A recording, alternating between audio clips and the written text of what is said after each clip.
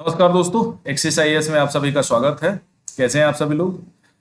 जिन लोगों का UPSC pre निकल चुका है या जो लोग 2024 के लिए प्रिपरेशन कर रहे हैं, उनके लिए सबसे जरूरी चीजें ये होती हैं कि जो उनका सिलेबस है, चाहे वो प्रीलिम्स का हो या मेंस का, वो उनको क्लियरली पता होना चाहिए, क्लियरली मेंशन होना चाहिए। और उसको जुबान पे रटा होना चाहिए। जब भी जहां भी आप पढ़ते हैं उसके सामने कम से कम उनको पेपर में प्रिंट आउट करके या किसी के माध्यम से या लिख करके आप उनको समझना चाहिए कि यूपी पीसीएस किस प्रकार के क्वेश्चन या किस प्रकार का सिलेबस रखता है और कहाँ से इनको किया जाए कि ज़्यादा से ज़्यादा चीज़ें हमारी समझ में आए। ठीक है। तो जैसा कि आप सभी लोग जानते हैं कि जो हमारा फर्स्ट पेपर होता है जीएस का, मेंस में 200 नंबर का होता है। उसके अंतर्गत हिस्ट्री, ज्योग्राफी, हमारा समाज और कल्चर से रिलेटेड मुद्दे होते हैं। तो अगर हम सामान्य अध्ययन के प्रथम प्रश्न पत्र के बारे में देखें तो इसमें जो हमारे सिलेबस का यूपीपीसीसी ने दिया है, ये मार्च 2023 में रिलीज किया गया था। और उसमें कहा गया भारतीय संस्कृति के इतिहास में प्राचीन काल से आधुनिक काल तक के कला रूप, साहित्य एवं वास्तुकला के महत्वपूर्ण शामिल पहलू शामिल होंगे। अब देखो, प्राचीन काल में आप जानते हैं कि तुम्हारा प्रागैतिहासिक काल से लेकर के आधुनिक काल यानी 1947 टिल इंडियन इंडिपेंडेंस तक माना जाता है कि सांस्कृतिक इतिहास में यहाँ तक चीजें पूछी जाती हैं। लेकिन और भी हैं, वर्तमान तक भी जोड़ा जा सकता है ऐसा कोई कला के रूप। ठीक है। अब हम आर्ट एंड कल्चर की बुक खरीद लेते हैं और सभी सारी चीजें पढ़ने लगते हैं, तो वो नहीं पढ़ना है आपको। कला के रूप, जो विविध कला रूप हैं, साहित्य के बारे में और वास्तुकला, ये तीन चीजें आपके सिलेबस में मेंशन है। ये तीन ही चीजों के बारे में क्वेश्चन पूछा जाएगा। ओके। तो कौन कौन सा हो गया? कला के रूप, साहित्य और वास्तुकला के संबंध में, चाहे वो गांधार हो, मथुरा हो, है ना, मूर्तिकला हो। और कला के रूप में मूर्तिकला, वास्तुकला, ठीक है, नृत्य, संगीत, ये सारी चीजें उसमें आएंगी। साहित्य में तुम्हारे लौकिक साहित्य, धार्मिक साहित्य, भारतीय साहित्य, विदेशी साहित्य, सभी रूप आ जाएंगे।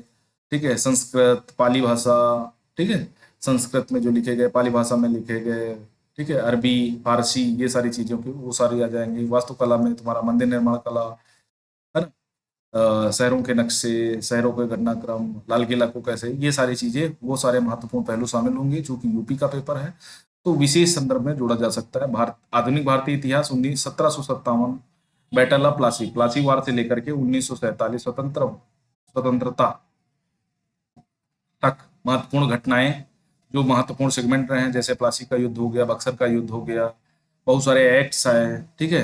और भी कई घटनाक्रम हुए, चाहे गदर विद्रोह हो, है ना, 1905 का बंगाल विभाजन, फिर 1909 का एक्ट, ठीक है, मुस्लिम लीग का गठन, हिंदू महासभा का गठन, फिर तुम्हारे क्या बोलते हैं उसको, फ्रीडम फाइटर में गरम दल नरम दल बटे कांग्रेस का विभाजन हुआ 1907 में। ठीक है। फिर होम रूल लुई का आंदोलन आया, उसमें व्यक्तित्व। फिर महात्मा गांधी का पदार्पण होता है 1915 में, दक्षिण अफ्रीका से भारत लौटते हैं। 1915 तक 2 4 साल सक्रिय नहीं रहते हैं, लेकिन फिर जब तुम्हारा हिंदू विश्वविद्यालय का आधारशिला रखी जाती है और वहां पर पहली बार गांधी जी उपस्थित होते हैं, उसके बाद से वो धीरे धीरे रोल अटैक, है ना, उन सब में लड़ते रहते हैं, असहयोग आंदोलन और उनके सारे अन्य आंदोलन। फिर 1928 का तुम्हारा एक्ट आता है, फिर 1932 का तुम्हारा पूना पंचाट, 1935 का अधिनियम। इस तरह की समस्याओं से, वो घटनाएं क्या हैं, व्यक्तित्व क्या है, उनकी समस्याएं इत्यादि के बारे में आपको इवन एजुकेशन भी पूछा जाएगा। स्वतंत्रता संग्राम, ठीक है, इसके विभिन्न चरण, जैसे आप जब कांग्रेस की स्थापना हुई, ठीक है, तो नरम दल गरम दल में बटा। पहले उदारवादी चरण था, फिर धीरे धीरे गरम दलीय हिस्से में आ गया। गांधी का पदार्पण हुआ तो गांधी के पहले के स्वतंत्रता संग्राम कैसा था, गांधी के बाद का कैसा था। ठीक है। गांधीवादी 3 चरण हैं तुम्हारे। एक पहला, है ना, तो उनको क्रिटिसाइज कर सकते हैं, उसमें योगदान देने वाले महत्वपूर्ण व्यक्ति और उनका योगदान। देखो, पर्सन काफी इंपॉर्टेंट होते हैं तुम्हारे पीसीएस वगैरह में, तो उनको आपको ठीक से समझना है। स्वतंत्रता के पश्चात देश के अंदर एकीकरण और पुनर्गठन 1965 तक।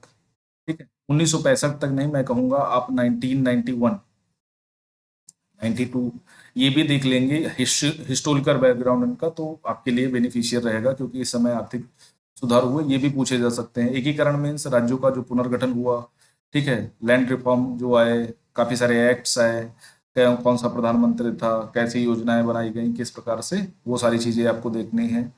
विश्व इतिहास में 18वीं सदी से लेकर के 20वीं सदी के मध्य, यानी आप 1700 से स्टार्ट करेंगे और 20वीं लगभग 1900 तक आएंगे। 1900 सेकेंड वर्ल्ड वॉर समाप्त होता है 1943 के आसपास, तो वहां तक आपको देखना है। फ्रांसीसी क्रांति को आपको देखना है 1989 में क्या फ्रांसीसी क्रांति से हमने लिया, विश्व ने क्या लिया, ठीक है।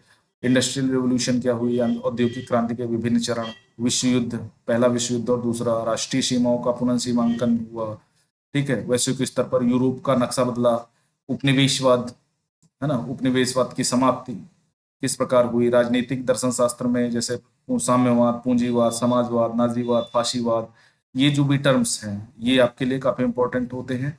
और पीसीएस में इससे रिलेटेड क्वेश्चन पिछली बार वो पूछा गया, तो ये टर्म्स आपको जरूर पता होना चाहिए, चाहे प्रीलिम्स के लिहाज से, मेंस के, इंटरव्यू, सभी में ये टर्म्स काम आते हैं। इवन जब भी आप मेंस राइटिंग कर रहे हो तो ये टर्म्स आपके बहुत ज़्यादा यूजफुल होते हैं। और रोज के घटनाक्रम भी आपको अगर समझने हो तो ये टर्म्स आपके काम आ जाते हैं। ओके, तो ये बात याद रखना। उसके बाद, ठीक है, उसके बाद महिला सामाजिक संगठनों की भूमिका, ठीक है। फिर यहाँ पे हमारा समाज और संस्कृति की मुख्य विशेषताएं आ जाएंगी, ठीक है। ये तुम्हारे जो 6 सेगमेंट ऊपर के, सॉरी 5 सेगमेंट ऊपर के दिए हैं, वो ancient, medieval, modern plus world history के सारे सेगमेंट दिए हुए हैं, इनको आपको ठीक से ध्यान देना है।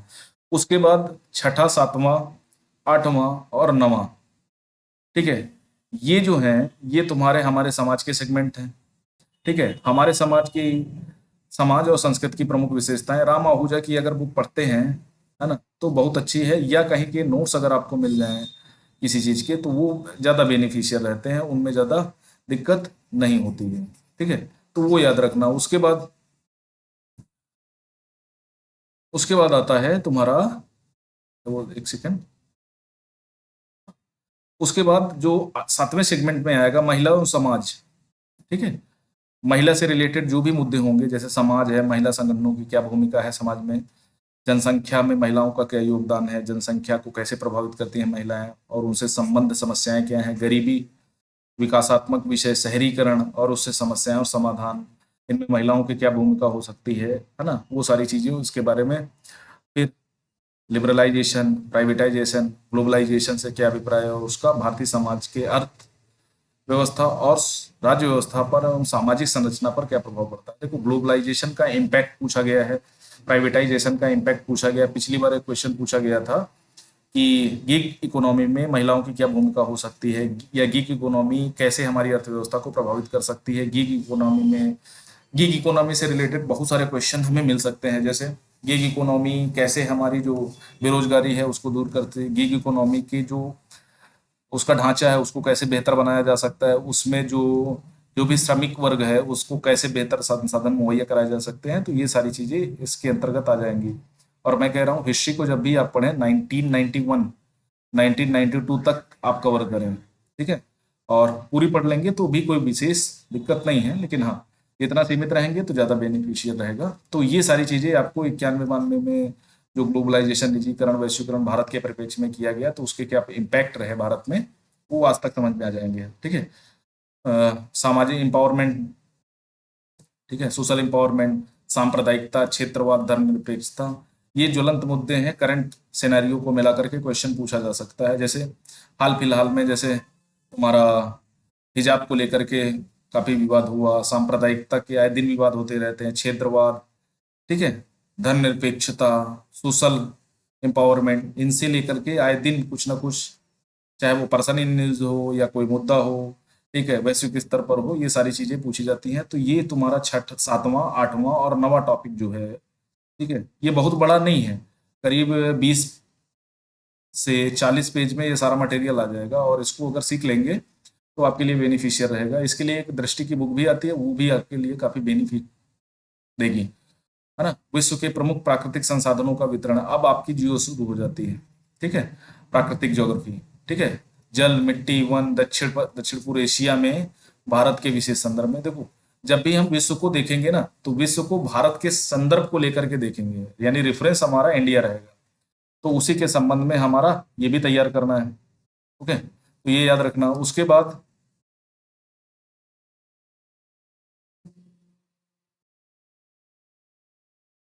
उसके बाद हमारा 11वां शुरू होता है। 11 में क्या क्या कहा गया, सॉरी 11 में भौतिक भूगोल की प्रमुख विशेषताएं। अगर 11th और 12th की ज्योग्राफी आपने ठीक से करी होगी तो ये सारी चीजें वहीं से क्रिया हो जाएंगी। भूकंप, सुनामी, ज्वालामुखी क्रियाएं, चक्रवात, समुद्री जलधाराएं, पवन, हिमसरिताएं, है ना, इनसे भी रिलेटेड यानी करीब 70 नंबर के क्वेश्चन ज्योग्राफी से पूछे जाते हैं। तो वो आपको देखने हैं। ठीक है, एक बड़ा एरिया है, करीब 5 से 7 क्वेश्चन पूछे जाते हैं ज्योग्राफी से। तो ये चीजें आप देख सकते हैं। भारत की सामुद्रिक संसाधन जो आपकी ब्लू इकोनॉमी है उसकी क्या संभाव्यता है, कैसे उनको इनरिच किया जा सकता है, कैसे हम उससे अर्थव्यवस्था के विकास में योगदान कर सकते हैं। ठीक है, चाहे वो ब्लू इकोनॉमी हो, कोई संसाधन हो, मिनरल्स हो, कोई भी हो, तो उनसे कैसे। उसके बाद मानव प्रवास, विश्व की शरणार्थी समस्याएं भारत महाद्वीप के संदर्भ में, जैसे अभी रोहिंग्या शरणार्थियों का संकट भारत में आन पड़ा। बांग्लादेशियों का शरणार्थी संकट 1971 के युद्ध के बाद से ही बराबर चल रहा है ना। तो उससे क्या समस्याएं होंगी, शरणार्थी कितने प्रकार के होते हैं, ठीक है, मानव प्रवास किस टाइप से होता है। अभी जैसे दक्षिण अफ्रीका में या यूरोप के संदर्भ में जो तुम्हारा नीचे का एरिया है, जो यमन, लेबनान, सीरिया वगैरह में, यहाँ पर जो है आए दिन सांप्रदायिक संघर्ष चलते रहते हैं, जिनमें कई जनजातियों का इधर से उधर पलायन होता है, उनको कई तरीके से भगाया जाता है ना। तो उनको कैसे डिटेल करेंगे, वो सारी चीजें भारतीय उपमहाद्वीप के संदर्भ में।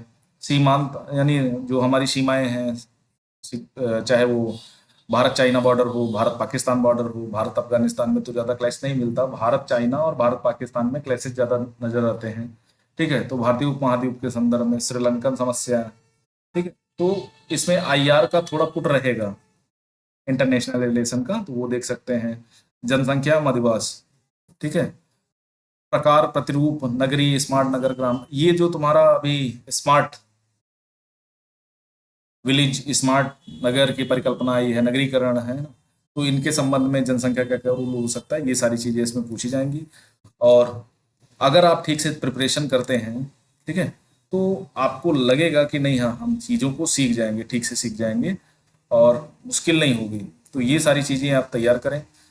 और कुल 15 सेगमेंट है, ठीक है, जिसमें ऊपर के 7 सेगमेंट हिस्ट्री से रिलेटेड हैं और 6 से लेकर के 8 तक आपके 9 तक, हाँ, 4 सेगमेंट तुम्हारे हमारे समाज के हैं और बाकी 5 सब्जेक्ट सेगमेंट हमारे जियोग्राफी के हैं। जियोग्राफी में मैं ये कह सकता हूँ कि आप अगर कक्षा 11-12 की एनसीईआरटी कर लेते हैं तो सफिशियंट है, हो जाएगा उससे काम। और सोशल साइंस की जो बुक आती है हमारे कक्षा 11-12 की, उससे लेकर के आपका ये हमारा समाज, सोशल जस्टिस, दोनों सेकंड पेपर के कुछ मुद्दे दोनों हो जाएंगे।